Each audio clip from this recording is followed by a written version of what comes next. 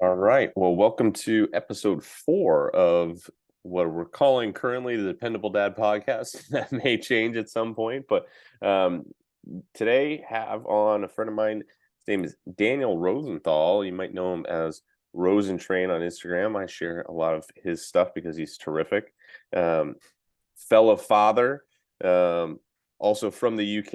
I guess my first two guests have been from overseas, so that's been kind of fun. Oh, So cool. you'll so I'm sure you'll enjoy listening to Daniel and yeah, just weight loss expert, particularly for women over 40 who are busy and career driven and moms and all these kinds of things, but has just worked really, really great. And you should just tell him he's got, plenty of clients and doing great, and they're all making great progress. So thanks for coming on, Daniel. Well, thank you for that really nice introduction and for having me on. Appreciate Yeah, it. awesome, man. So just want to start here. You have really kind of grown your Instagram now to quite a large audience, and I think it's pretty clear that it's due to you kind of have a no BS way of going about it, right? There's a lot of fluff in the industry Mm, and on social media, and you've yeah. really worked really hard to kind of cut through that, and I think that's why so many people follow you and resonate with you. So can you kind of share a little bit about the things that you've seen on social media as you've been on it, and why that's kind of directed you to the types of stuff that you put out and the things that you believe in? Yeah. Great question. So you still see a lot. Can I curse on this, by the way? No, absolutely. Cool. All of the shit that I used to believe, Yeah, right? Back in my early 20s, mid 20s, I used to believe all the shit like, oh, you have to do HIIT to lose weight. yeah. Calories don't matter. It's all about the quality of the food that you eat. Hmm. Carbs cause weight gain. You can't eat sugar. You shouldn't drink any alcohol. I used to believe all of this stuff. You have to do cardio to lose weight, or cardio is the most important thing to lose weight. Yeah, I used to believe all of this shit. I know it's shit because I believed it. It didn't work. yeah, Um, but you still see people putting this stuff out there. You yeah. know, all of that kind of thing. So that was what prompted me to start my Instagram page in I started it like back in like 2017, 18, but I only really took it seriously from like beginning of 2019. And I started posting on a daily basis every day, talking about the kind of things that I saw that did work and that didn't work. And um, yeah, people tended to start liking it. And I followed a bunch of other really great coaches and trainers who were big influences on me and like how I communicate. People like, Jordan Syed, for example, is a Yep. fantastic guy to follow. Um, there are a bunch, and if you want, I can give you a list of people who I would like definitely recommend. Hey, these are some great people to follow. Yeah, Um, but you're taking inspiration from them and what they were doing, and thinking, yeah, like I've got this small audience. Let me talk about what I think and what I believe, and what I've seen that works and what doesn't work. And yeah, I've got plenty of comments about, hey, shouldn't eat carbs, and even when I'm talking about carbs, and hey, women probably shouldn't lift weights, even though why shouldn't women lift weights? yeah, And so yeah, it was a matter of me wanting to basically tell people and show them how to actually lose weight. Like my goal with my content is if somebody were to spend an entire afternoon just reading through my content, I want them to be able to come up with a plan yeah, on their own based on reading my content. yeah. That's my goal. I try to basically tell people exactly what to do and how to do it. And I can't tell you how many people have just reached out to me or emailed me to say, "Hey, thanks for all of your content. I've lost 30 pounds following you or 40 pounds following you, just because Incredible. they have sat down, put the time in to come up with a plan, put together a couple of simple workouts, start working on getting their steps and tracking their food and being in a calorie deficit and getting results just from taking action." Yeah, love that. Well, you really are, like, your content is super practical. Like, I think that's it's one of the things that um we can get really nebulous about this, and that's Mm, something that I tend to do is sure. I tend to like think big picture, and like there's overwhelming obstacles, but the Yeah. nuts and bolts of like how do we do this, and you tend to get super specific, which I think is super helpful in the fact that like you have a ton of clients and you get them great results, but in the same time you've also impacted, you know, probably, you have whatever over 100,000 followers. You probably have impacted Yeah, it's crazy. thousands of people's lives have been impacted by the stuff that you just put out there for free because it's super practical and actionable in the way that you do it. So if let's just start here, right? Because I think that Mm, this is a because you kind of touched on some of these things, but like you're somebody who is really practical with the stuff that you put out. So if you're kind of walking somebody from, all right, I'm done all of the things that you said, right? Like I've mm, tried the hit stuff and the cardio, and I've tried the crash diets and cut out carbs and mm-hmm. done all the different things, and I whatever can't stick with it, or I lose the weight and I can't do Yeah. it, or I can't lose the weight, or whatever it is. What what would be some of the things that you, because I've kind of talked a little bit about my hierarchy of like Mm. things, like what's like number one, number two, number three, as you're kind of setting people up for for progress to do it the right way. Yeah, it's funny about like what is most important and what is next, and then I kind of think Yeah. well, it kind of depends on a bunch of other stuff because the more I've been doing this and working with people and giving advice online and everything, the more I'm realizing that there are two real super important foundational habits that you should try to get in place as well as you can. Hmm. That is sleep Hmm. and stress management. I Those love seem it. to be the two like biggest things that are holding people back from getting results. Yeah. Um, Now I know that you're a parent with young kids. Mhm. I have a 16-month-old. She woke us up at like 5 a.m. today after we had like our smoke detector go off by in error at Uh, around 2 a.m. So Love it. like I know that I'm talking about sleep, feeling fucking exhausted right Yeah. now. So Yeah. I'm not saying that, yeah, no, very few parents out here are going to be getting 8 hours of fantastic sleep every night. Yeah. But can you maybe not stay up till midnight on watching Netflix? Yeah. Right? So, like, can we maybe not be on your phone in bed as you're trying to fall asleep?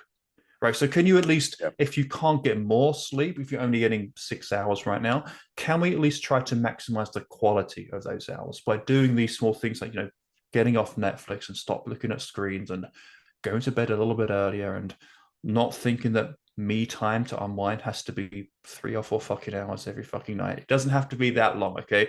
You can spend, cool, have an hour on Netflix, but then maybe go to bed, read a book. Yeah. That's so relaxing. You're going to feel so much better doing that kind of thing. I know it sounds kind of boring when you've got the attraction of Netflix and all this Mhm. awesome TV shows on there, but quite frankly, you are going to feel better, more relaxed. You're going to feel like you function way better as a person, as a parent, as like a worker, as a husband, as a wife. Just getting a bit more good quality sleep. So I think that um, sleep is like a foundational habit. Yeah. Um, and again, if you got like a 3-month-old kid, you're not going to be getting a lot of sleep. No. I mean, to be frank, if you got a 3-month-old kid, you probably maybe shouldn't be trying to lose weight at this point, depending on if you're breastfeeding and a bunch of other Yeah. kind of factors. So definitely, if you are like a mom of like a very young infant, Hmm. talk to your doctor before you try to lose weight. It's really important because of the potential effects on milk supply. In fact, I don't actually work with mothers who are still breastfeeding Hmm. because I feel like it would not be ethical for me. I'm not educated enough to be able to work with somebody at that point. Yeah. Um, so yeah, and in that kind of situation, you're not going to get the best sleep. Um, and also, yeah, when it comes to the stress management side of things, like how much of people's poor food and drink decisions on weekends are down to them having had a really stressful week. And that's how they Mm. manage their stress. Or in the evening, opening up the wine. Like having a glass is cool, but when a glass turns into two, three, A four bottle. glasses, a whole bottle every night, Yeah. yeah, like we're managing stress in a way that definitely works in the moment. That Yeah. otherwise people wouldn't do it, but Yeah. it's not in line with your goals, and it will not work in the long term. Yeah. Um, And yeah, I found that once people get their sleep under control, their hunger levels come way down. Yeah. Once people get their stress under control, they can make much better decisions around food and drink in the evenings and on the weekends.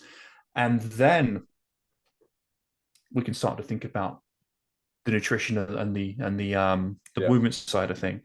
Now, again, to answer what your question that you specifically asked me, what is most important to lose weight? Well, the most important thing is that you're in a calorie deficit, Yeah. in that you are consuming fewer calories than you're burning. But it isn't quite as simple as that, right? Yeah. Got to think about, okay, well, are you eating vegetables and fruits so that you feel full and you feel healthy? Are you eating enough protein so that you feel healthy? Yeah. Are you are you eating carbs and some kind of, are you eating like what I call less nutritious food? I don't want to call it bad food or junk food or anything else like that, Yeah. but less nutritious food. Yeah. Are you including that in your diet so that you don't feel like you're overly deprived and restricted, and then you just eat tons and tons of that on weekends? Yeah. Um, so yeah, so like I do have to, when I'm thinking about each individual client, I do have to have a pretty in-depth conversation with them at first Hmm. about what their current lifestyle looks like. And then we can think, okay, well, where can we start working on this first? But let's say, again, just maybe to make things seem simple, let's say I'm like thinking about the general person, general public, what Yeah. I'm giving people advice on my Instagram page. Being in that calorie deficit and dealing with nutrition is the number one thing to focus on with fat loss. Yeah. The number one thing. Um, and I'm sure you've seen me put the The formula formula. out there of Yeah. taking your target weight in pounds and multiplying that by 12 for an approximate calorie intake that should put you in a calorie deficit. Now, I first learned that formula from Jordan Syed like Jordan years does that. ago. Yeah. Yeah, and in fact, I've got a blog post on my website that basically breaks down that formula and explains why it is actually pretty accurate. Yeah. Um, so that's a good formula for being in that calorie deficit. And it's also that assumes that you're getting plenty of movement day to day, Yeah. that you're getting your 7 to 10,000 steps approximately per day, and that you're working out of in some way 3 to 5 times per week. Ideally, that's mostly strength training, but frankly, if you're just starting out, it doesn't really matter what you're doing. Just Yeah. go and do something a few Yeah. times a week. Um, and it's funny, I often tell people that getting your steps is going to burn way more calories than any kind of workout. If that's what you're trying to do, you're trying to burn the most amount of calories day to day. Like going your 7 to 10,000 steps is getting approximately 3.5 to 5 miles of walking done per day, or Yeah. the equivalent in whatever kind of activities that you're doing. That'll burn significantly more steps, more calories than any workout that you do. Yeah. It's a weird thing, just going for leisurely walks throughout the day and getting 8,000 steps will burn probably twice as many calories as an average strength workout, Well, and the at flip least. side, the additional thing with that too is you don't Mm, get the added, and I think I talked about this recently. You don't get the added. I'm not even gonna call it a drawback, but the byproduct of a hard workout, even if you go hard and say you burn whatever 3, 4, 500 calories, I don't know. mm, Don't trust your watch, but like yep. say that you did, you're gonna be hungry, right? If I go run those 3 to 5 miles, I'm gonna be Mm, there's like I'm gonna it's gonna be harder to do priority one, which is to stay in that calorie deficit because I'm gonna or even if I'm hungry or I'm mentally like I ran, so therefore I earned yeah. this food that I'm gonna then eat, and you undo the progress that you made from Hmm. that. And so the like you don't come back from like a walk around your neighborhood with your kids and your dog and like I'm famished. That doesn't often happen. So Absolutely. you don't eat those calories back Yeah, that you burned. for sure. Absolutely. And also, if you're working out 3 to 5 times a week pretty intensely, um, you want to be recovering from that. Yeah, So doing the low intensity movement is so great for recovery and also great for stress management. One of those foundational habits that I mentioned earlier on, for like sure. stress management, going for a walk outside in nature where it's sunny, even though it's getting a little bit cold now, that'll make you feel great. Yeah, totally. Absolutely. Totally agree with you. I'm like Yeah. jazzed up. It's a beautiful day here, so I'm gonna go Yeah. for a walk. I have a little bit after our call. I'm gonna go outside and trying to get outside. But I love there's so many awesome things that you said there, and I want to kind of dig in on Mm, some of these. So sure. one of the things that I love that you said at the beginning is right, the easy answer to that question would have been nutrition. And the Yeah. fact that you took it in a different direction just shows how awesome a coach you are and understanding Appreciate that. of what makes this work for people. And you said it exactly right. Like, the reason it's not that we don't know what we need to do. Like, we all kind of know this idea. Like, I Yeah. need to eat less food, than I'm Yep. burning in order. Like, we know that intellectually, even if we're in a, we may not know it's called a calorie deficit, but we understand we need to eat a little bit less food than we're burning in Yep. order to do it. So, like, that concept is there. It's not what do I do? It's I can't seem to do it. Yep. Well, I can't seem to do it because of those two things, right? I'm not Hmm. sleeping well, and I'm not managing my stress well. And so the byproduct of that is it makes it a lot harder to do it. I think about Yep. this all the time. Like, I did this, I had a similar thing the other day. I forget what it was. My daughter was up at like 3 in the morning. She was up at like 1, and then I got again at 3. So my wife got up with her at 1. I got up with her at 3, and she was up from 3 until I had to go for the day. So I was awake from 3 for the day. And the idea that I was like gonna get a workout in and go for a walk or do anything was like, I got Yep. nothing today. I'm just like trying Hmm. to make it to the end of the day today. Yeah. And so when sleep doesn't happen, it Hmm. makes it a lot harder to make those decisions like you talked about, for sure. So, like, as you're talking about today, right? Like, where are your energy levels at today from your experience the night before? So coming Mm. back to the sleep thing, Yeah. right?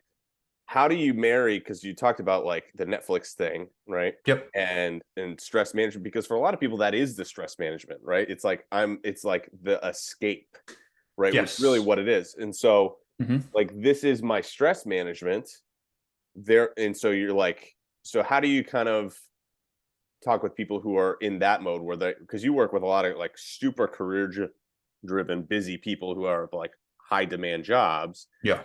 and families and etc. So for that, or even for you who are in a similar position, right, Mm. how do you balance, like, you're working a lot, there's a lot of demands on your time, Yep.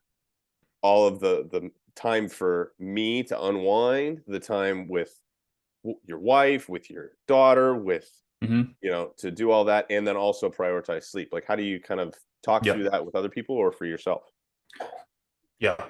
That's a great point because Netflix, watching TV, like that can be part of your stress management plan. Yeah. Like I've never said to a single client, you should really stop watching TV. Like you should really cut out Netflix altogether because no, first of all, no one's going to do that, and second of all, you Yeah. don't need to do that. Yeah. Um, my point is, first of all, like what are the current habits looking like? Mhm. Is it like 2 hours? Is it like an entire movie? Like, okay, cool. Instead of like, or is it like 3 episodes or 2 episodes of a show? Okay, cool. So my first question is, okay, where can we just chip away a little bit? Can we drop from 2 shows just to one show in the evening? Mhm. Can we do that? And can we also recognize that perhaps think about what you're doing, think about what your goals are. Are your actions in line with your goals? And if your action of watching Netflix and then getting poor sleep, that's not in line with your goals. So, what can we do to balance the two out so that you can get your Netflix hit, but also get the good sleep? And I guess it's recognizing that first of all, it's can be part of a stress management plan, Yeah. but it's more distraction than stress management. Yeah. You're not really Well said. doing anything that's going to actually help you manage stress or improve your reaction to stress in the long term. It's a So band-aid. by that, I mean things like journaling is a Yeah. very good way of coming down for the day, doing a little brain dump so that you don't have to worry about thinking about things overnight. Um, Putting your frustrations down on paper so that you have this way of dealing with it. Deep breathing is Mhm. another really good thing that you can do. Like go home, have your food, spend time with the family, watch a show, but then you've got some time in between, right between bedtime and then after you just watch the one show instead of the two. So maybe you do some deep breathing. If you have not sure if you ever heard of 4-7-8 breathing. I haven't, no. Cool. So that's where you inhale for a count of 4, hold your breath for a count of Oh, yeah, yeah, 7, yeah. and then I hadn't exhale heard for it a called count that, of but yeah. 8. Yeah. Yeah. Cool. So that was I can't remember the guy who invented it right now because my brain is mush from the poor sleep last night. Um, Well, it's evidence, you know. yeah, but it's your 4-7-8 breathing. You do four. If I do 4 rounds of that, Yep. literally any time during the day, it brings me down to such a low stress, low anxiety state. You can do it in Absolutely. the moment when you're stressed. You can do it as part of like a regular stress management practice because you don't just want to be doing these stress management things when you're feeling stressed. You want to be doing them on a regular basis so they can get you to that state and then keep you there. Now they're not going to prevent stress. Yep. What they might do though is instead of like your subjective feeling of stress being like a 9 out of 10, it might bring it down to a 7.5, Yeah. which is an improvement, which is a big Absolutely. improvement. It helps you be able to like say no to some stuff and say yes to other stuff Hmm. appropriately. Um, but I ask my clients, okay, so what can we do that's going to still let you feel like you are unwinding in the evening, but also what can we add in to maybe help you deal with that stress? And the breathing is one. Meditation's another one. It's funny, nobody will meditate for 10 minutes, but everybody will sit and watch a show for 30 minutes. Yeah. I mean, like, there you go. Um, yeah, meditation is another really great one that I'm a huge fan of. Hmm. I mentioned journaling, um, but if you're not into that sitting still and quietly thing, um, yeah, like what about some mindful walking?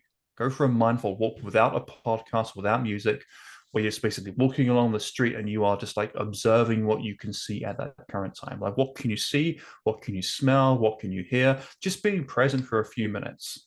Hmm. But yeah, there's so much great evidence that being mindful in some way um, helps you manage stress and brings down those subjective feelings of stress just by doing Absolutely. this as a regular practice. Something else that I like my clients to do that I do recommend, when they do eventually go to bed, if they don't want to meditate, if they don't want to do some deep breathing, I'm like, okay, cool. How about you go to bed 15 minutes early and just read some fiction in bed? So why fiction? I like that, but Yeah. why fiction versus nonfiction? Nonfiction tends to make turn on the kind of the analytical part of your brain, which makes you think about stuff and overstimulates you. Whereas a story or like an autobiography would also be a good way of doing that because it's nonfiction told as a story, right? That's what an Yeah. autobiography is. Um, so that as well would be a good option. So yeah, I tell my clients, yeah, read fiction or autobiography in bed. Um, it puts you into a very calm state, puts you Yeah. into an optimal state, not only for falling asleep but also for staying asleep at the same time, while Yeah. being like a nice way of managing stress at the same time. Um, so yeah, like that's the biggest part. And one of my regular questions to my clients and my check-ins is how many hours of sleep are you getting on average? Yeah. When I have them give me very specific numbers and I ask them what the quality of the sleep is like. And if they're getting less than 7 hours and the quality is less than 8 out of 10, then I know that's what we need to address. Yeah. For sure. For sure. Um, so yeah, so like I said, I'm not completely against Netflix. I'm just against staying up all night watching it. Absolutely.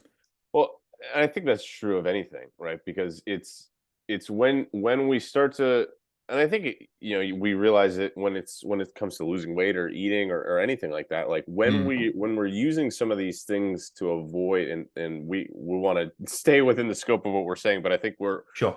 we're observers of humans. I think as coaches, and a lot of Mm, people share a lot of things with us, but a lot of the times it's like doing the Netflix oftentimes can lead to some problem times when it comes to eating as well, right? So like people get into I'm sure mm, one of the things that you've seen, and you've, I think I've seen you like call it out as BS, right? Is the like don't eat after whatever, 8 o'clock, because sure. it's like the gremlins, right? Like don't feed them after Yeah. midnight kind of thing, because all of a sudden you're going Yeah. to store it all as fat, which is total hogwash. But the Mm, reason why that law, quote yep. unquote, is effective is because if you don't eat after 8 p.m., there's very little that you're going to eat after 8 p.m. that's going to be like a really good decision. Unless you're planning. No one's steaming broccoli after 8 p.m., right? No, no, at all. And so that's usually when you get it, and you're not eating out of hunger, you're eating out of Mm, boredom or stress or whatever it is. And so you go to the things, you eat the kids' snacks and treats and whatever. Yep. And and you're mindlessly doing it, the opposite of the mindful Mm. that you said, Yep. because you're watching Netflix or you're watching whatever, and or you're like simultaneously, like we're like triple, quadruple dipping, right? We're like watching Netflix, we're scrolling through our phone, we're drinking wine, and we're having a snack, and all of a sudden it's like Yep. that. It's just all of those things are counterproductive, like you said, to your goals, and you Mm. don't feel any better. And the reason why we keep going, is because they're not Mm. satisfying. Like Yep. you just keep going. Yep. You're like, maybe the next show will make me less stressed, and it's like, no, it Yep. doesn't make you any less stressed. Yeah. So I love that. I love. It's funny about that. You just mentioned it made me think of, how eating off a certain time will not cause weight gain, but it can result in eating too many calories. Yeah. I heard a coach say a similar thing about doing fasted cardio in the morning. Like Yeah. doing fasted cardio, there is no evidence that we have as of yet that shows that doing cardio doing cardio, before breakfast, it will not lead to more fat loss. There's no evidence that it will. Yeah. However, one coach made a very good point. Fasted cardio in the morning is not fun. Like you spend an hour, you wake up early, you do some fasted cardio. It's not fun. Then let's say you go to the office and there are donuts. Yeah. It's possible that you might be the kind of person who says, you know what? I spent an hour doing that god awful thing this morning. I am not going to waste it by having a donut right now. Yeah. Right. So they don't want to have wasted that terrible hour Yeah. for the sake of having a donut. So I can see from that perspective, sure, it can help you with your mindset around things and how it can help you make decisions. But it's same kind of thing. Like just like eating off a certain time won't cause fat gain, Yeah. but it can lead to behavior that won't be in line with your goals. Same thing with fasted cardio. It won't cause more fat loss, Mhm. but it may be for some people. It does not for me, but for some people, it can maybe help you be more on track throughout the day with your goals. Well, and that's a matter of knowing yourself, right? Because there's some Precisely. people Yes. who would be in that spot, right? There are some people who flip this in reverse, right? They're like, once I start working out, then I'm going to be more conscious of my food choices. Versus Mm, for some people, like the working out is the last thing that they want to do. And so yep. it's similar to situation for you. Some person wakes up, they do the miserable thing of like going for a run first thing when they wake up, and then they go and there's a donut there. Some people are gonna be like, I'm not gonna waste that time. And other people are like, I freaking Yeah. earned this donut. Right. And so you have to know yourself well enough to know what is gonna be Mm, the best thing for you. So like speaking about evening time, I had a client who I was talking about this with, and so he would go and he would want um, either ice cream or chips or something like that, pirate's booty or whatever it is. mm, And you start on the pirate's booty and you get to the bottom of the bag, right? You start on the Ben and Jerry's pint and you scrape in the bottom of it. And so it's like, all right, if you know that that's what you're going to do, just trying to white knuckle your way through it is really not a good method, because even yep. if you can do it for a period of time, it's not going to work.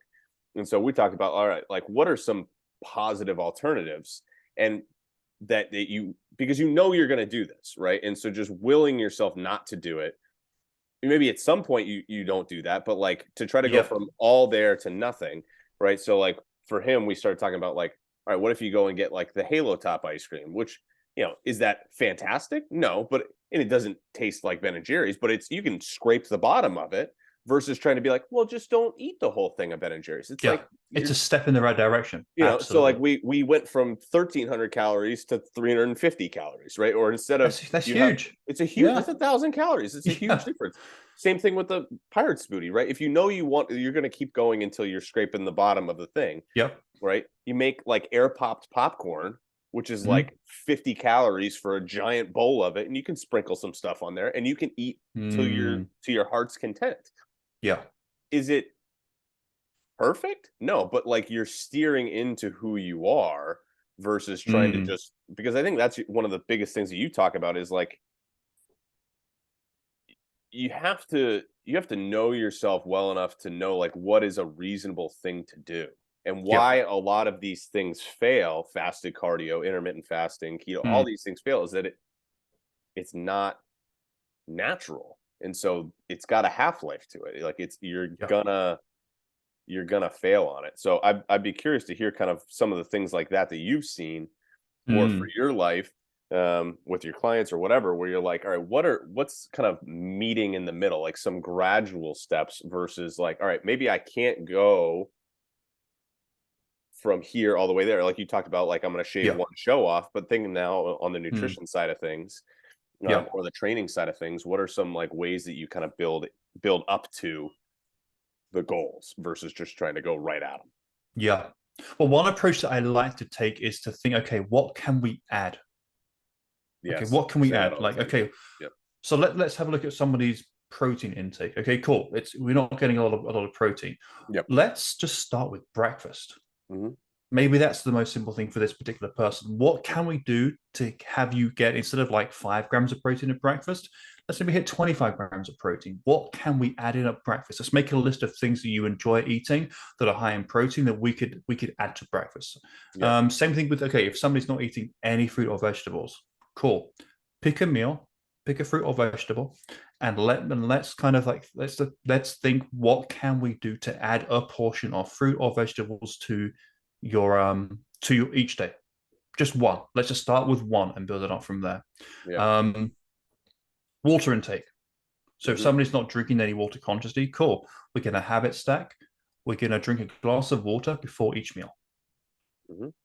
Okay, so like all of these little things that you can add on are like fantastic. And again, if somebody's not doing um, any workouts, let's just start with one. Let's not try and do Yeah. five. Let's Yeah. try and do a workout that's about 15 minutes Yeah. just to build the habit. Yeah. And if somebody's getting 4,000 steps per day and I want to see them getting 7 to 10, okay, week one, we're going to get five. How are we going to get 5,000 steps this week if you're currently Hmm. getting four? It's an extra 10 minutes of walking that you can break up any way you want. Hmm. So, what can we add based on your current habits? Because I tell clients that, like if we work together for 6 months, 6 months down the line, you're probably, and you if you were to compare your habits right now to your habits in 6 months' time, they're going to be very different habits day to day, but Hmm. you're not going to notice because we do it Yeah. so gradually over the Yep. next few months, just adding in one little thing at a time. Yeah. I say that all the time, and I'm like, listen, this is going to be excruciatingly slow. It's going to feel slow, and you're Yeah. going to feel like you're not doing enough. Mm. But that's the point, because every other time when you've tried, you've done too much, and you couldn't stick with it because you got too much stuff happening, and you're coming out of the gate Mm. way too hot. So I love I that I love that. habit stacking. Yeah. Yeah. So like pairing a new habit with an existing habit.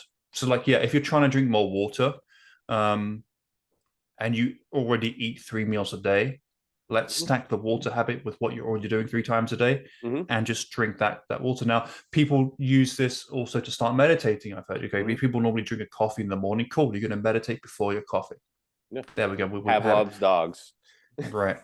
And it's funny you said something about this is going to feel excruciatingly slow and that you're not doing enough. Mhm. I've posted on Instagram a bunch of times. At a certain point, you should be feeling like, is this it? Do I is this like Do I just this keep feels like doing this feels it? easy. Yeah, Yeah. yeah. So, but look, you should maybe have like other hobbies while you're doing this, because Yeah. after a few weeks, or let's say whatever, 6 weeks or 12 weeks, however long it takes you to have the habits in place, Yep. and they are ingrained habits, this won't be a thing that you'll be thinking about all the time. Yeah. Which You kind of you just, spent your whole life thinking about. And yeah, trying like either thinking about the new thing that you're trying, or like regretting the fact that you couldn't do it and thinking about what's the next thing you're going to try. Like this yeah. takes up so much of our brain Mm. power. And this is the fundamental difference between a sustainable habit and an unsustainable habit. Mhm. Unsustainable habits start off easy and get more difficult with time. Take keto. So Mhm. cool, cool. Day one of keto, throw the potato out, just have extra salad with your dinner.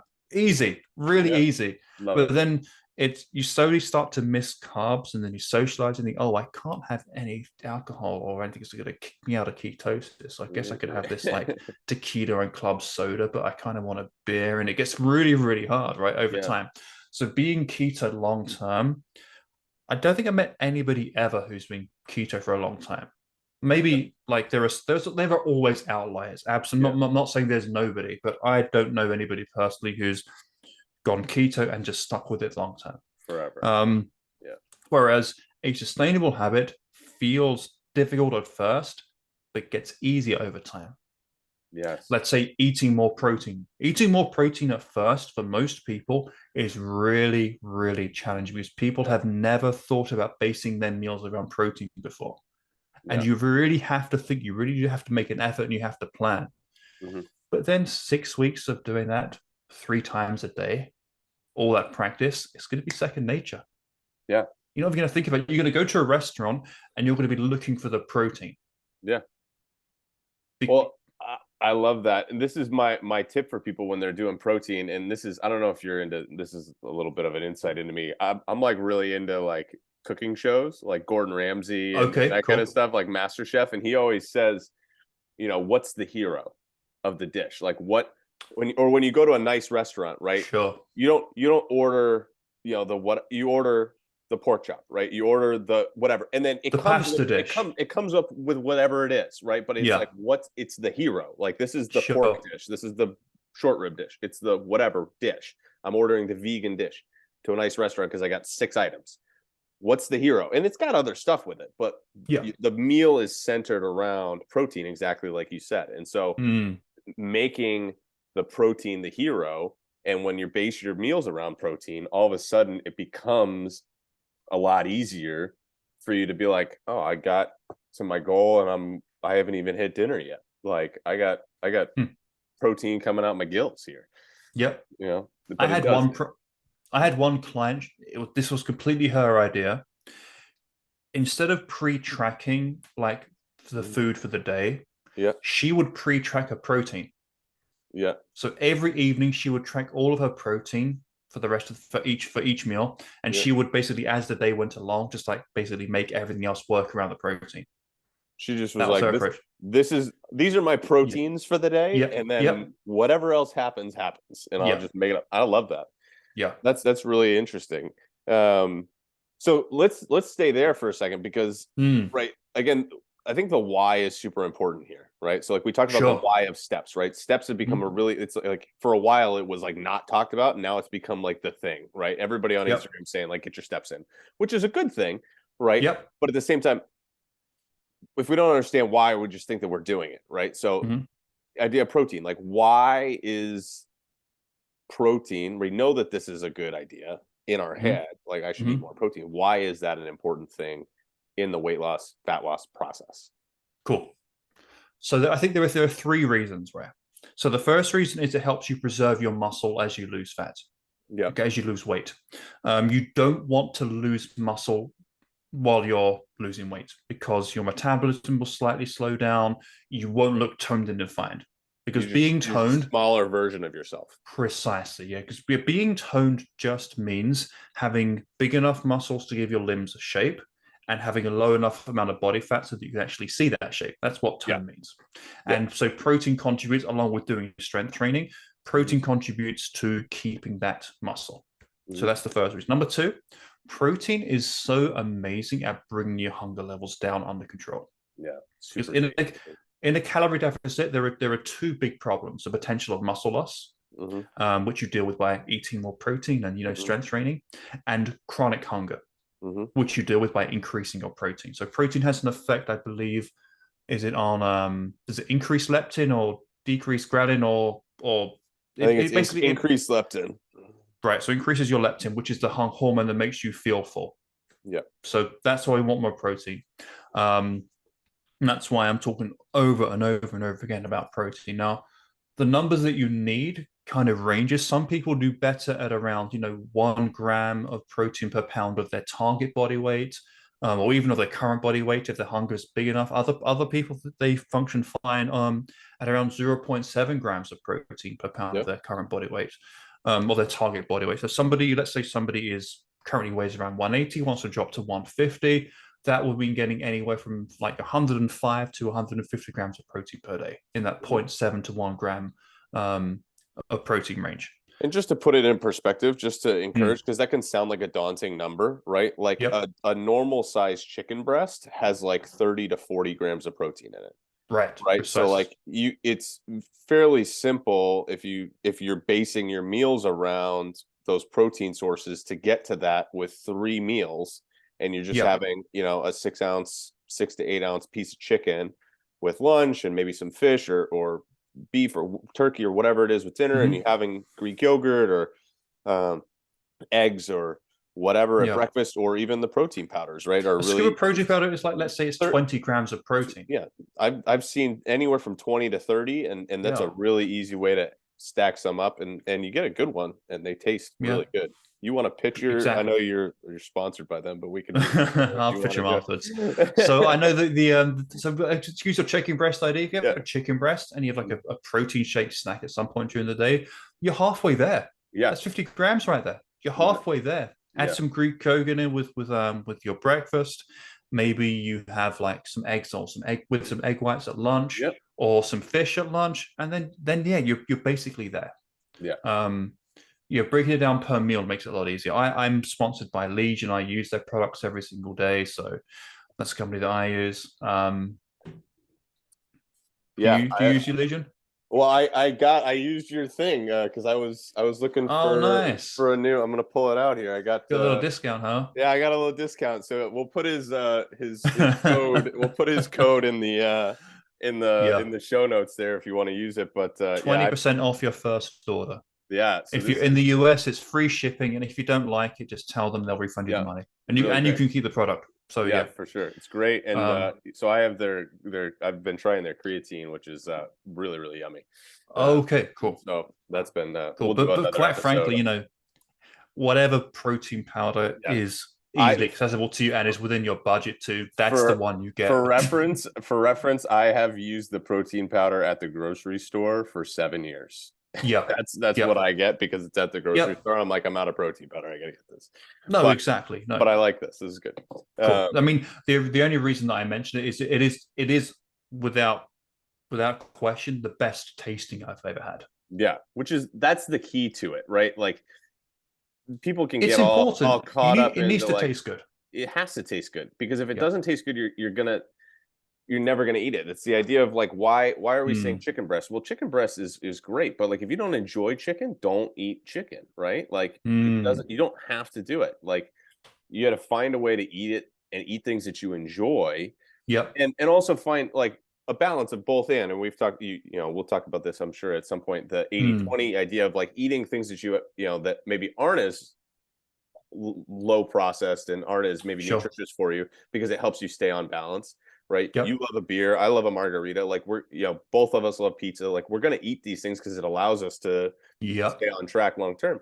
But we also have found ways, like you said, all right, I really enjoy this protein powder, right? And you enjoy your breakfast, and I enjoy all of the foods that I eat, so it becomes a Mm. lot easier for me to eat them. And so it takes some time to figure out, all right, how do I enjoy cooking chicken in a way that's Absolutely. Yeah, there's going to be a lot of trial and error at the beginning if you're yeah, not used to this. And there's going to be more error than trial, right? yeah. You're gonna feel like you're messing up a lot, and you're gonna feel like you're really frustrated. You're gonna feel like it's impossible, but you just have to persevere. Well, so this is going to be a thing for, I'm sure you experienced this with your daughter, right? Sesame Street, like we're in the Sesame Street stage with our young twins, Okay. and the We're phrase still on a cocoa Sesame melon, but we're almost Coco there. Yeah. Melon, Sesame Street, man. It's like we love it, but the phrase on Sesame Street is when you're faced with a problem and you don't know what to do, you say, "I wonder, what if, let's try." And that's Mm, what all it is. It's like, I wonder if I would like it this, yep. right? What if I tried it like that? Let's try it and let's see how it goes. If it doesn't work, then you try Yeah. something else versus Yeah. just being like, it has to be this, right? Which is why I don't think either of Mm, us give anybody meal plans, because the no. idea that I'm going to say this is what you're going to eat, like if you don't like that, then you are not going to eat it. Or you're going to eat it and you're going to Exactly. hate it and you're never going to stick with it. Precisely. Precisely. Yeah. Um, and yeah, this whole thing about weight loss, if you go in knowing it's going to be really, really hard, it's going to be easier to like actually stick with it long term Yeah. if you have the correct expectations with it. And Yeah. also, if it were easy, I'd have a real job. Yeah. right? I won't be messing around on Instagram all day, right? My job is Yeah. basically being sarcastic on Instagram for like Yeah. 7 hours a day, right? So Yes, yes, very I'd true. be wearing a suit and tie right now, not doing this Well, like messing around with Jeff. well, yeah, this is, I say this all the time. It's really not fair that I enjoy my job as much as I do, but it's like a fairly unique thing that we get to do this. But Yeah. um, so let's talk about this a little bit because you're doing it right now. Mm, On Instagram, you're kind of documenting this mini sure. cut, and Mm, you've been doing just a phenomenal job. You've been doing it, and Jordan Side, who we've mentioned a couple of times, yep.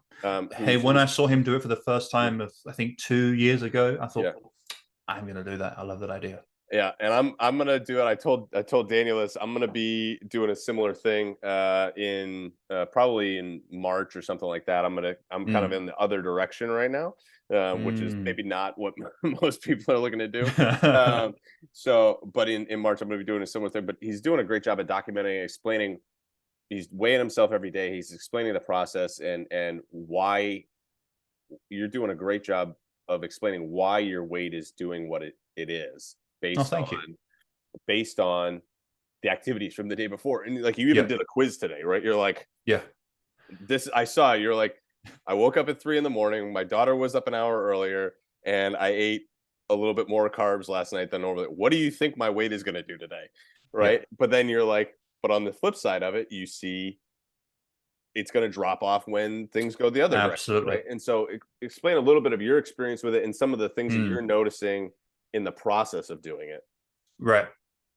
So a lot of people go into this expecting weight loss to be linear, Yeah. by which I mean I think it's going to come down, it's going to slightly drop every day until they hit the target weight.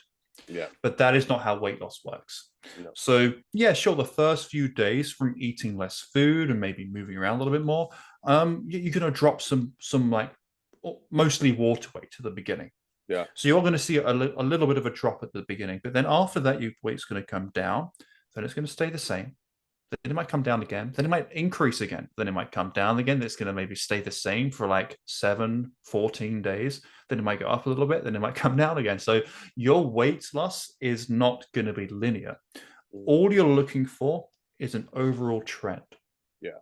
And you need at least a month, a full month of data tracking your weight. I use the Apple Health app. I enter Mhm. my weight, and if you go to your body weight and then you tap the M for month button, you can see what the trend's looking like. You can see it's Mhm. going down and up and down and up, but then overall you can see it's like going down. So you can only really see if you're losing weight after about gathering a month's worth of data.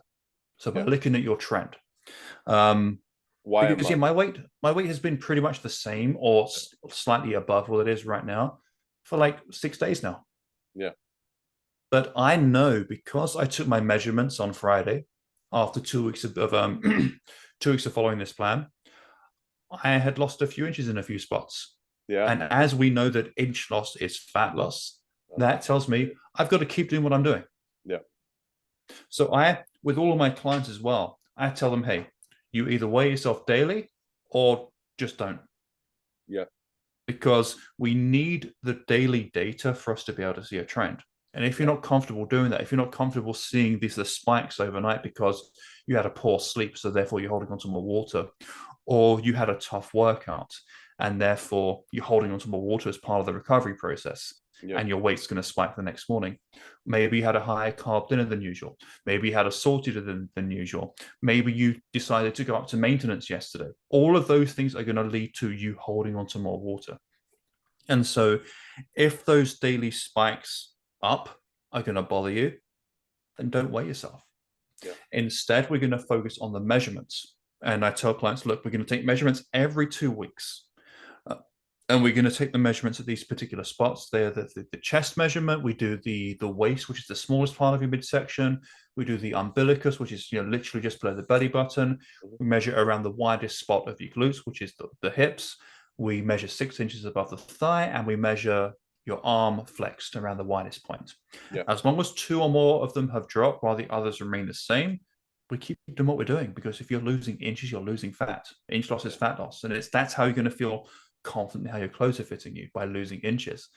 And especially if you've just started strength training too, and you're starting to build a little bit of muscle, Yeah. the number on the scale for the first month probably won't go anywhere.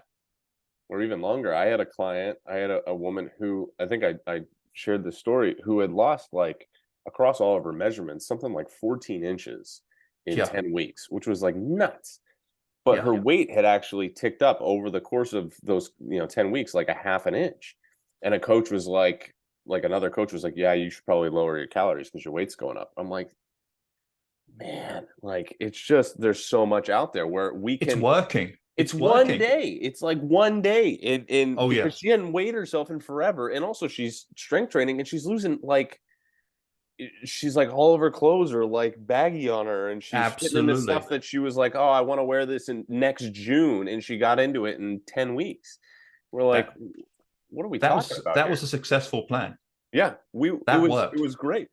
So I love that. So you've seen and you've shown like, hey, this really Mhm. hasn't gone crazy down yet, Yeah, but at the same time the inches are coming off, which is telling you the yeah, right story, and that those trends, right, you do get the up and down. It's like hmm. and I use this analogy all the time. It's like if you look at the stock market, right? If you look at Hmm. your portfolio, and I'm not a big finance guy, but if you look at your portfolio day to day, it's just depressing, man. Like Yeah, it's just like I don't know how, like the reason why like those Wall Street guys have to be on so much drugs is because it's like it's nuts what they're dealing with, because yeah. it's the same idea with your weight. Like if you look Hmm. at an individual day in the stock market, it's going to go up and down and all sideways. It might stay the Yeah, same, whatever. But if you look at the trend over a year, 10 years, 100 years, right, it goes in this way. And so you're going to hmm. see those plateaus like you've seen, Yeah, but it's just where people, and I think you've shared this a lot, like that's where I think we quit because we think it's not working. And yeah. when we quit, then we just, well, that didn't work. So then I got to try the next extreme thing that makes it go down quicker, but isn't Precisely. sustainable. Yeah. And if you are in a calorie deficit every day of, let's say, approximately 500 calories, Hmm. that means each day you are, in theory, only burning like what, 0.15 pounds of body fat, 0.15 pounds of body fat Yeah. per day you're burning in a 500 calorie deficit, very approximately. Yeah. 500 But divided by 3,500 for a pound for the math right, nerds out there. so a seventh of a pound. Yeah. Okay. Um, you're not, but so then in that case, people might think, okay, well, why is the number going down by 2 pounds one day, then back up by a pound the next day? And on a day-to-day basis, assuming that you're in a calorie deficit and you're on track, day to day, those fluctuations can only be attributed to water retention, like water loss, water Yeah. gain. That's basically it.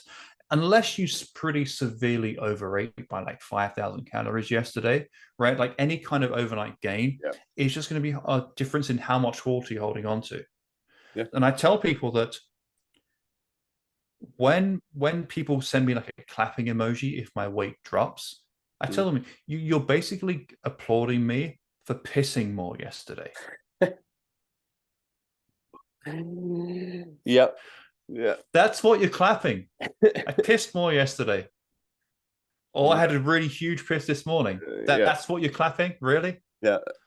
So I say, people, look, I had a large poo this morning. That's what happened. yeah. So that's why feeling good about an overnight drop on the scale doesn't make sense. In Yeah. the same way that feeling bad about an overnight increase on the scale doesn't make sense because it is just water weight. So I Yeah. tell people, look, I don't want you to feel bad about the gains, but I don't want you to feel good about the drops either. Yeah.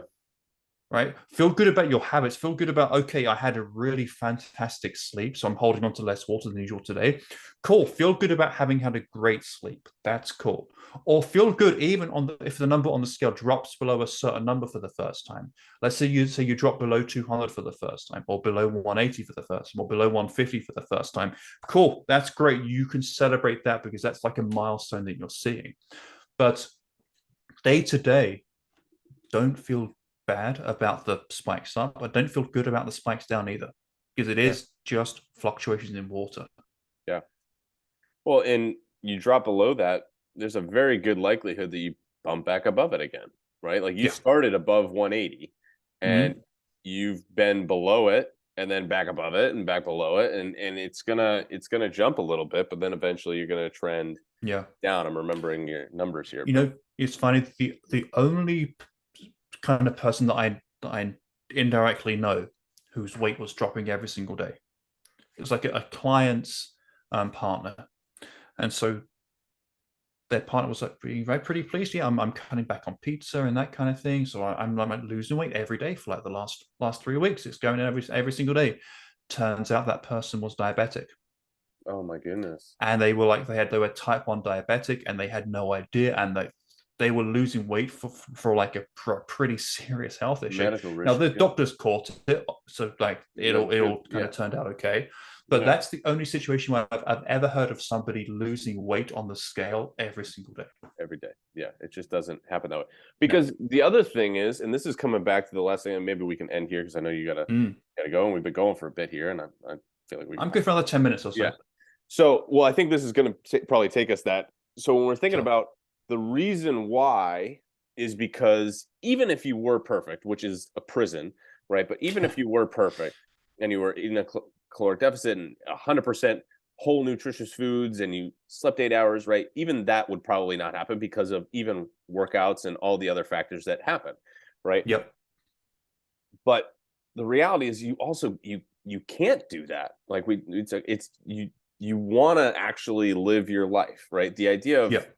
you're going to hit this number on the scale and everything's going to magically be all right, right, is just false, because you want to get to that point in the scale and still be able to enjoy yourself, because if the things that you Hmm. did to get you there you're not going to want to do when you get there, then you're going to get right back to where you were, right? So like if I'm Yep. only eating salads and steamed broccoli and boiled chicken breast for 6 weeks and I lose 15 pounds for, a vacation getaway, well, then I'm going to Hmm. go do my vacation getaway. I haven't built any habits and I'm going to come back and it's all going to come right back and you're going to gain and lose the same 10, 15 pounds forever. That's what I did Hmm. for a long, long time. Yep. I've been there too. Yeah. And so finding the way, like you shared on this journey and you're sharing on this journey, the days where you're like, hey, I'm not hitting my calorie target like you've talked about, and you and I are a little different in this. I don't necessarily track my calories, but I also know Sure. I know a ton of people who do. For Yep. me and for a lot of my clients it does, and I think there's plenty of ways to do it as long as you're kind of there. Absolutely right. Nobody um, has to track calories. I yeah, agree with that.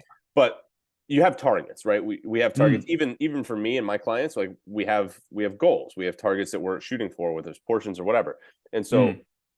you have your range of calories, the 12, right? And then you usually kind of go Yep. on 100 to 200 calories on either side of it to give yourself a Yep. range, which is also important. But Hmm. also, like, there's going to be days where you're just not even going to be in the ballpark of that, No. right? Where No. you're going to be like, all right, you're shooting for 2100, you're at 3000, and it's intentional. But like, how has that kind of been for you in this experience? And then also kind of Mm. when you talk, like, share a little bit about why that lack of, not, I'm not going to say lack of consistency, but intentional consistency at like 80% versus Sure. intentional shooting for 100% is Yeah. a much better path. Well, first of all, you used a very important word there, intentional. Yes. So even on my days off, it's not that I'm just eating as much as I possibly want to eat and stuffing everything in my mouth without any kind of control. Like I'm still in control of my decisions. Yeah. I Cheat think days are it's stupid. like, yeah, cheat days is like, yeah, that's like yeah, those don't work for most people unless you're Yeah. somebody like The Rock, Yeah. like an Unless you're The extreme Rock, human that's what I was being. thinking. Yeah. Like, he, Yeah. but you can't, like, he's not a human. Like he's a No, different breed he's of like being. literally a superhuman, right? Yeah, He's yeah. like he's like the next level up, right? He was all like, "I got Um, to train to be Black Adam." I'm like, dude, you walk around like a superhero. Like yeah. everybody else, like everybody else has to be CGI. Like you're the dude. Like I don't know what you're talking Exactly. Exactly. about. So anyway, so what I do is I very deliberately and very intentionally give myself an extra 500 to 600 calories once or twice a week. I go up to approximately maintenance. Even if it's a small surplus, it's a small one. It's not enough to undo any kind of progress. Yeah. Mhm. Um, And that is so that I can enjoy having a beer or two, having some pizza, having some ice cream. Um, Now, I'm not going to track at all on like Christmas Day. Yeah. Okay. But that's special occasions like that, Christmas Day, Thanksgiving, your birthday, and a few other kind of celebrations that you might have. I wouldn't track. And No. I would actually tell my clients, look, like tracking on this day would probably mean you don't have the best relationship with food Yeah. if you feel the need to track stuff. Now, on a regular weekend, where it's more of like a social occasion over a special occasion, cool. I'm going to relax my calorie guidelines. I'm going to intentionally give myself an extra 500 calories, but it's not like I'm avoiding fruit or vegetables or protein on that day. Still, Yeah. I'm still like pretty much eating very similar that I ways that I normally do. Um, it just gives me more. It gives me more of a range to work with, but also it's not like I'm eliminating those foods throughout the week. It's not like I'm only having pizza or a beer Yeah. on a weekend and when I'm at maintenance. There are days where I'll have pizza and stay in a deficit, or have a beer or some wine and stay in a deficit, or have a cookie and stay in a calorie deficit. Yeah. Because I don't want to start thinking it's my cheat day or that I can only have those foods on this particular day. Yeah. It's just it's more for the amount of calories, feeling a little bit more satisfied than usual. Not that I don't feel satisfied Monday through Friday or when I'm in that calorie deficit, but I'm more satisfied than usual. Yeah. I get to enjoy food. I get to be social. I get to like not have to worry about oh, should I really be eating this with my family? I was like, yeah, I want to have some nachos, or I want to have some pizza with the family, have a drink, and not worry about it. Yeah. Well, Because we need to live our lives as well. Because if you want your weight loss to be sustainable in the long term, you need to approach it with sustainable methods. yeah, well said. So you need to be able to eat this kind of food, not be scared of carbs, not be scared of sugar or alcohol. Keep the sugar and alcohol in moderation. Of course, that's just a good idea, generally speaking, Yeah. right? For health, for the long-term health. But also the way that I'm eating, even during the week when I'm in a deficit, it's very similar to how I'm going to be eating when I'm back up at maintenance. Yeah. Just more calories. More And volume. if you want to learn how to lose the weight and keep it off, you need to actually approach your weight loss with a very similar approach than your weight maintenance, just with a little bit less food. Yeah. Well, and what you said is exactly true, because going back to what you said very early on, which is think about what you're going to add versus what you're going to take away, right? So Yeah. instead of all right, I'm going to subtract food.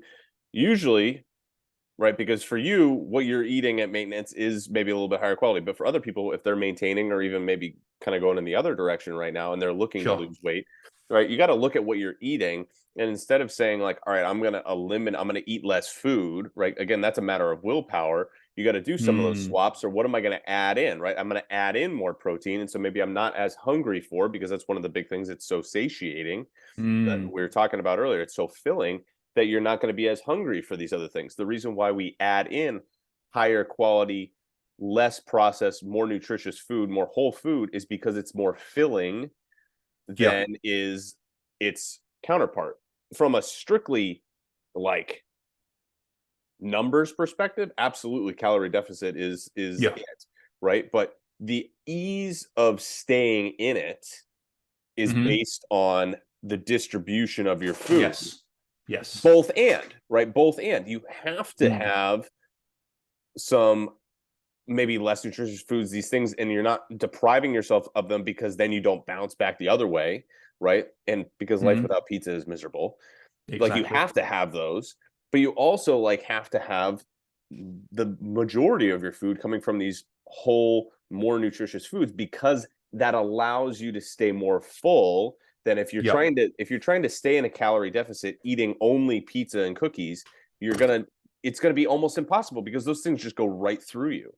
Yeah. Just go right through you. And so eating the more nutritious food, one, you're gonna get more volume of it, Hmm. because like it's a lot easier to eat. Like, it's a slice of pizza is Yep. like the equivalent amount of quinoa or whatever is a lot. Like it's a lot of volume, and so you're going to stay more Mhm. full.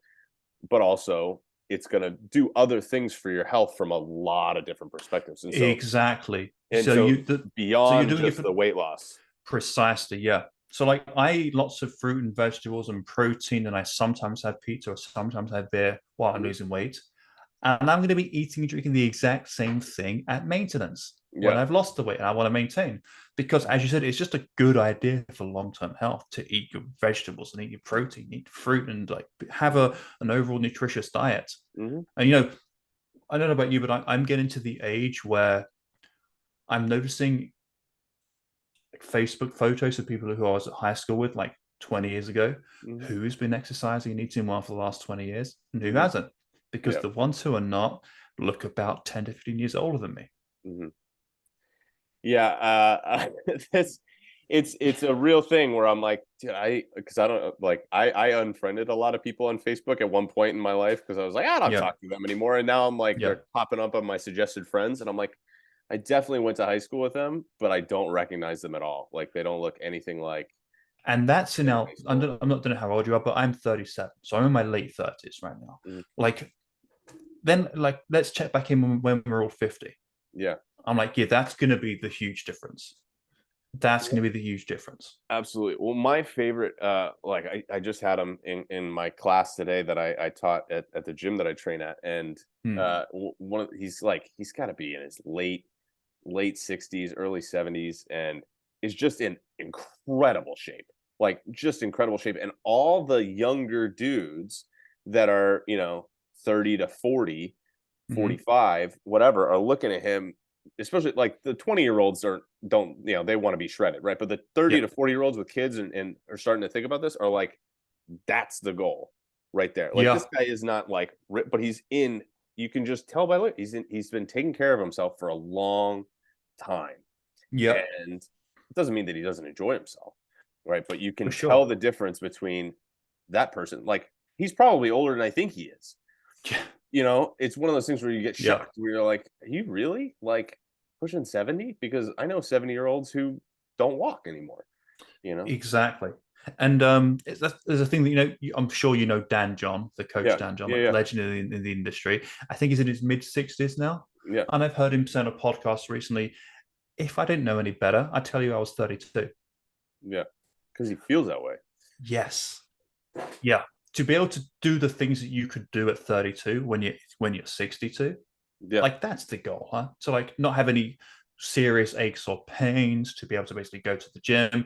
If you want to go to on like a random hike when you're in your 60s, Yeah. you like how many 60-year-olds do you know who like let's think how many people who are let's say 65 could do like a random 10-mile hike just on like a random day? What percentage of them could? Yeah. Yeah. Very, very little. Yeah. Yeah, because as those poor habits that we form in our 20s when we go to college and then we get a full-time job or we don't really bother getting back to the exercise side of things, like those habits accumulate and the negative outcomes of those habits accumulate in the long term as well. Yeah. But it's not like we have to be doing a ton. No. It's like walk for approximately an hour or so per day, broken up however you want it to be broken up, and then hit the gym 2 or 3 days a week. That's pretty much it for physical activity. You don't have to do if you can do that for 30 years, you're going to be in really, really good shape.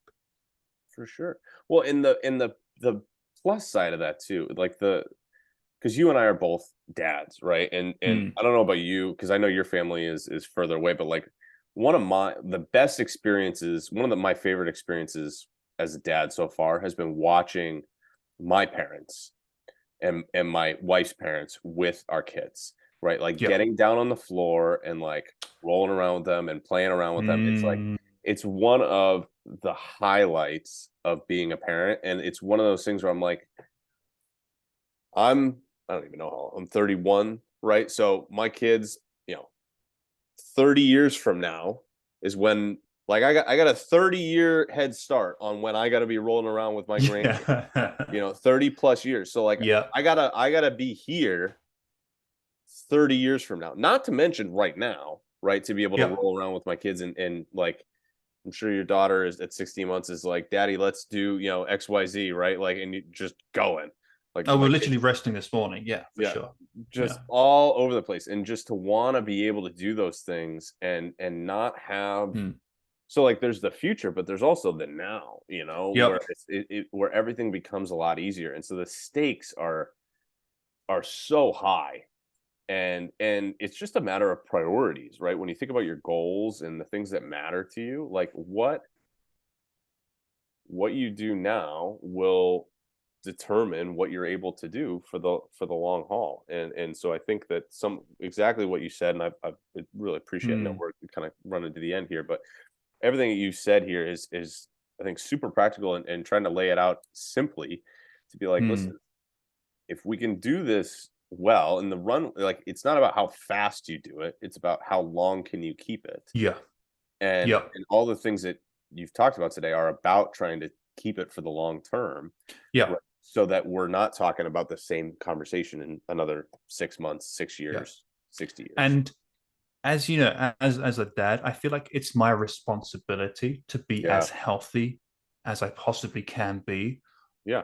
while my daughter is still a child. Yeah. You know, once she's Absolutely. like independent, she's off on her own, she got a job, all that kind of thing. Okay, cool. Like that's not my job anymore. I'm gonna keep being healthy, of Yeah. course. But while I have dependence, I have to be healthy. Yeah. I have to be. As much as there are obviously things we can't control, medical stuff, whatever. Those things can happen, Yeah. whatever you do. Okay. But it's my job to minimize the risk of that happening in the next 20 years. Absolutely. Absolutely. Because like they're quite literally dependents. Like they need Exactly. you for so many Yeah. things, and who they become is a reflection of how we care for them Mm, and how present we are. And you mm, notice the difference. Like I noticed the difference in my kid and how he behaves and everything else. All my kids, but yeah. particularly my oldest, who like has actual behavior, is like how he behaves is so dependent on like, was I present with him today? Or if I was like a not, Yeah. he's gonna not be who he can be, Yeah. And and it's that's a reflection of what I've done to take care of myself. yeah. It's one of those simple but difficult things, right? It's pretty simple what we have to do to be like Yeah. to be able to be present, to be healthy. It's we've got to hit the gym or just exercise in some moderately intense way 2 or 3 days a week, or to be walking every day, eat your fruit, eat your vegetables, drink your water, go to bed early. Right? There's not like a ton of like very complicated things you have No. to do. It's simple. It's not easy, but it is No. simple.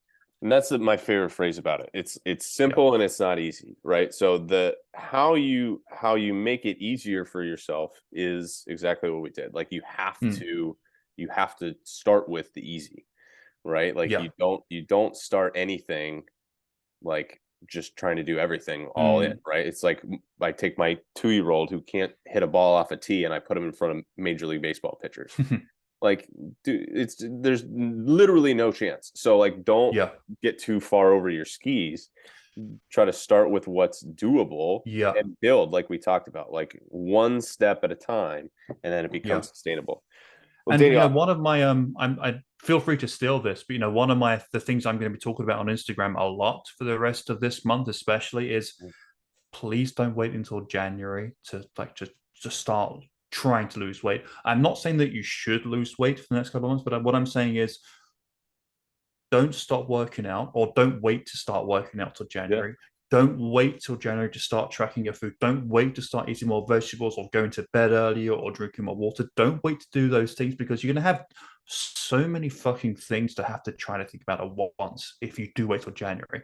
And that's why most people fail in January because they start trying to do like 11 things all at all once. at once. Yeah, So start doing some stuff now. What's stopping you from going to bed on time or drinking more water for the yeah. next 2 months or going for walks for the next 2 months?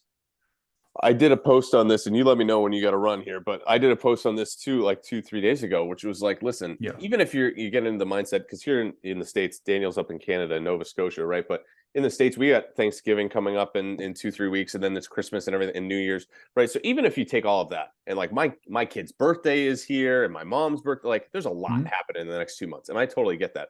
But the idea that like you're gonna not do anything because of, even if you did that, right? Let's do Thanksgiving the night before Thanksgiving, the day Yeah. after Thanksgiving. Let's do Hmm. Christmas Eve, Christmas Day, the day after Christmas. That's at 6. New Year's Eve, New Year's Day. That's 8. Plus my mom's birthday and my kid's birthday.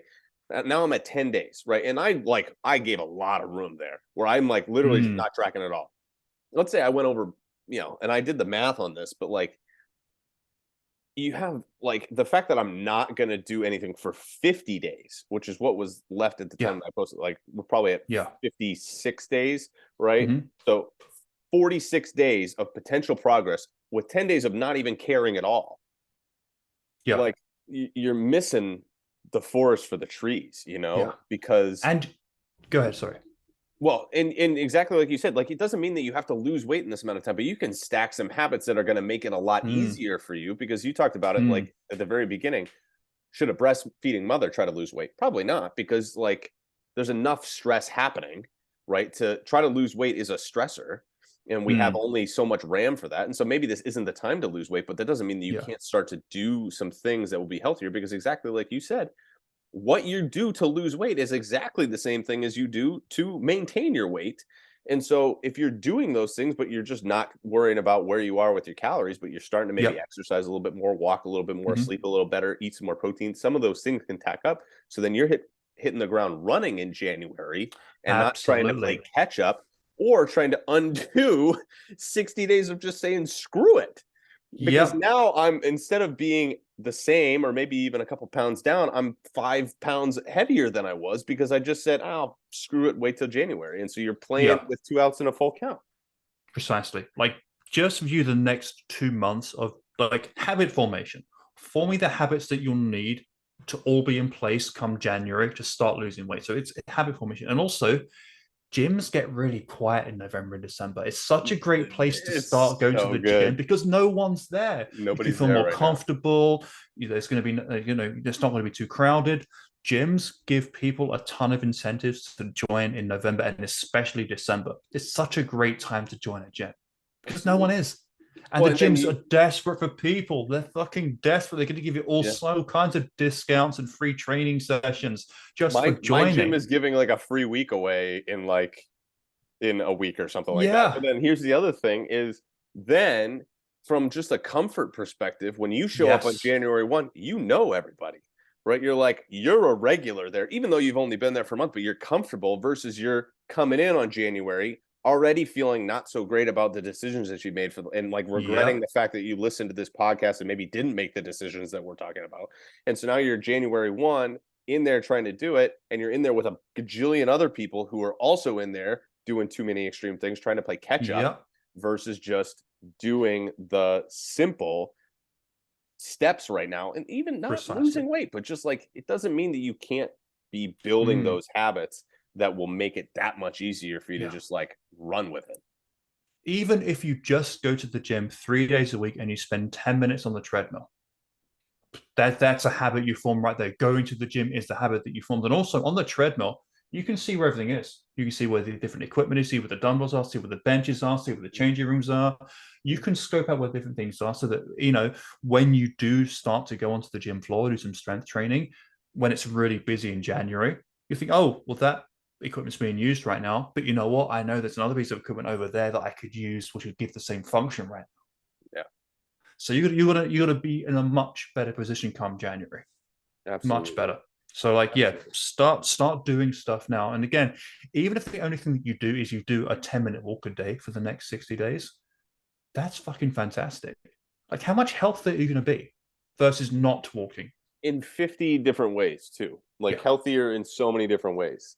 Like, yeah. And so don't discount the effectiveness of small changes, yeah. because you stack enough of them on top of each other and they're big, big changes. And then suddenly, boom, you just dropped 10 pounds. That's my fear. And you Yeah. and I say this all the time. Like, my favorite thing for my clients to say is they're like, this felt really easy and I don't feel like I've changed anything. And I feel like I'm not and working like hard enough. yeah, and they're like, one of them, like their partner said to them, she told me this. She was like, I said, I don't feel like I've been doing anything. He's like, are you serious?